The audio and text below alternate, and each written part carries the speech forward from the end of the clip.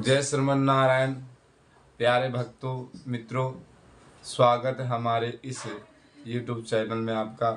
आज ज्योतिष का चतुर्थ भाग आपके समक्ष मैं लेकर आया हूं, और जो कि नंद आदि तिथियों के बारे में मैंने आपको बताया था कि 5 प्रकार की जो तिथियां होती है उनमें कौन कौन सी तिथियां होती हैं, और आप लोगों को मैंने यहाँ तक भी बता चुका हूँ कि तिथि के देवता कौन कौन से होते हैं।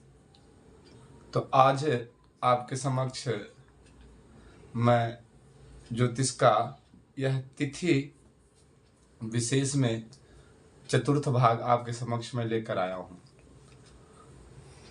और मुझे जो प्राप्त है या पढ़ने वाले जो बच्चे ज्योतिष आदि हमारे इस YouTube चैनल के माध्यम से जो देख रहे हैं, तो उनके लिए मैं यह जितनी भी बातें आपको बता रहा हूँ वह सब पुस्तक से ली गई हुई है,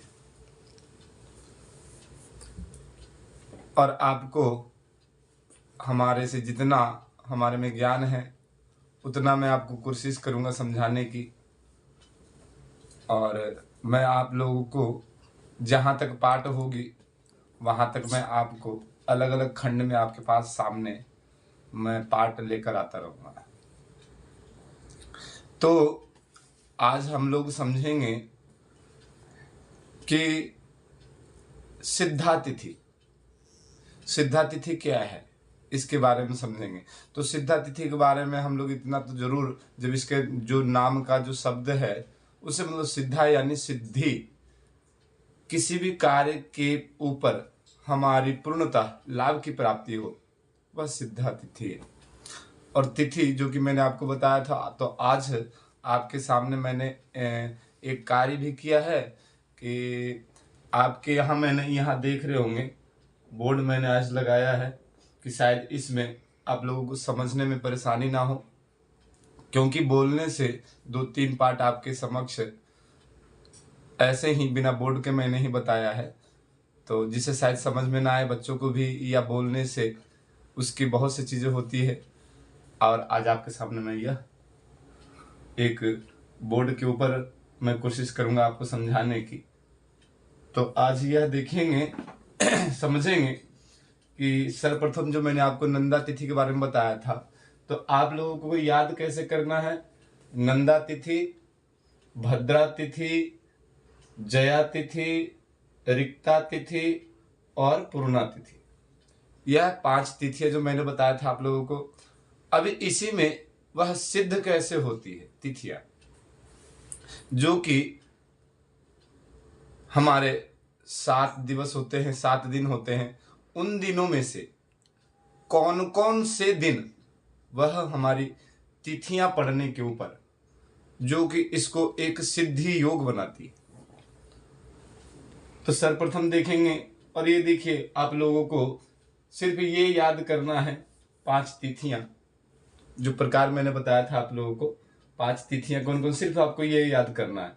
फिर उसके आगे देखिए, जैसे नंदा तिथि मैंने बताया था आपको 1, 6, 11, तो ये तिथियां मानेंगे कि यह क्या है, प्रतिपदा है, खष्टी है, एकादशी है। दूसरा भद्रा तिथि में जैसे कि मैंने आप लोगों को बताया था कि 2, 7, 12, तो इसमें से आप लोगों को पता चलेगा द्वितीया, सप्तमी और द्वादशी तिथि है। तीसरा जो है ये जया तिथि, 3, 8, 13, 3, 8, 13 में तृतीया, अष्टमी और त्रयोदशी का तिथि है। यह समझेंगे, ये अंक वाइज मैंने आपको दिया है जिसे जल्दी समझ में आ जाए, अंक वाइज इसलिए मैंने दिया है। यह रिक्ता तिथि 4, 9, 14, यह देखेंगे तो 4 का मतलब है चौथ, नवमी और चतुर्दशी। और यहाँ देखिए पूर्णा तिथि जो 5वीं प्रकार की तिथि है, वह 5, 10 और 15, यह पूर्णा तिथि है। तो 5, 10, 15 में यानी आपका हो गया पंचमी, दसवीं, और यह पूर्णिमा और अमावस्या, यह दोनों तिथि आ गई उसमें। अब इसी में देखेंगे कि नंदा तिथि के अंदर, नंदा तिथि में अगर आपके पास में अगर परिवा, खष्टी, एकादशी, यह 2-3 तिथियां जो है इसमें कृष्ण पक्ष की हो या शुक्ल पक्ष की हो, इनमें देखेंगे अगर शुक्रवार का दिन पड़ गया, शुक्रवार का अगर दिन पड़ जाता है तो हमारे लिए सिद्धि योग का निर्माण कर देती है।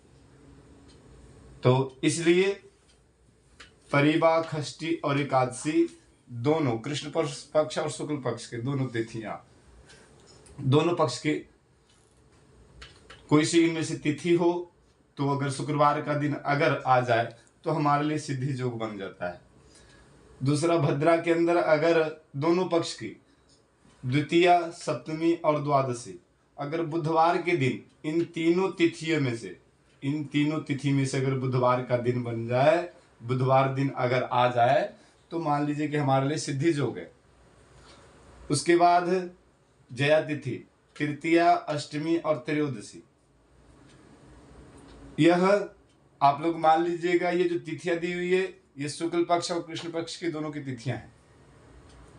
तृतीया, अष्टमी और त्रयोदशी अगर इन तीनों तिथियों में से अगर इन तिथियों में अगर मंगलवार का दिन आ जाए तो यह मानिए हमारे लिए सिद्धि योग का निर्माण कर देती है। रिक्ता तिथि के अंदर चौथ, नौमी और चतुर्दशी अगर उस दिन या तो चौथ को या नौमी को या चतुर्दशी को अगर दिन अगर आ जाए तो हमारे लिए यह सिद्धि योग बना देती है, निर्माण हो जाते हैं।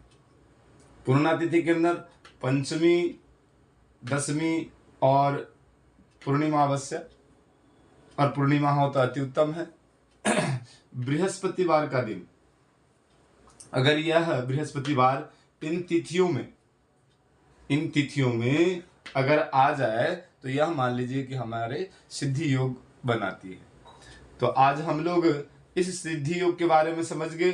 अगर इस आप नंबर वाइज याद करेंगे तो आपको जल्दी से भी याद हो जाएगा, तो आप लोगों के लिए अच्छा रहेगा, जिससे आपको ये समझने में आरामदायक होगा, आसानी होगा, कोई परेशानी भी नहीं होगी।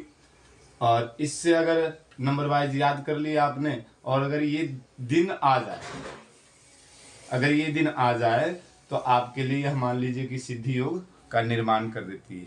एक सिद्धि मुहूर्त कि किसी भी कार्य को करने वाले हैं लेकिन हमारे पास कोई मुहूर्त आदि ना हो, तो अगर ये सिर्फ तिथि और वार के द्वारा यह सिद्धि योग का निर्माण होता है।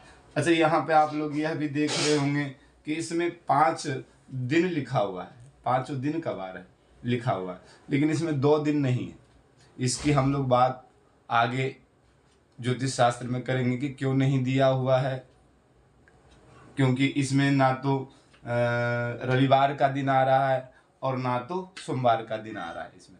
तो 2 दिन के बारे में और हम लोग आगे बात करेंगे।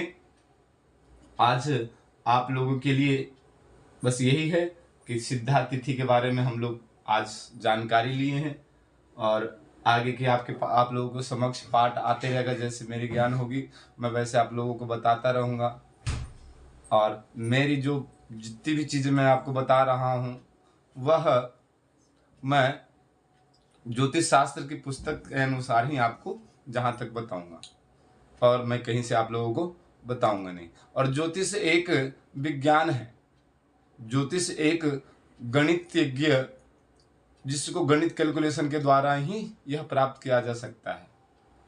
तो आज के लिए हम इतना ही आप लोगों को कहेंगे। आगे की पार्ट में, कल की पार्ट में आपको और आगे की जानकारी देंगे। जय श्रीमान।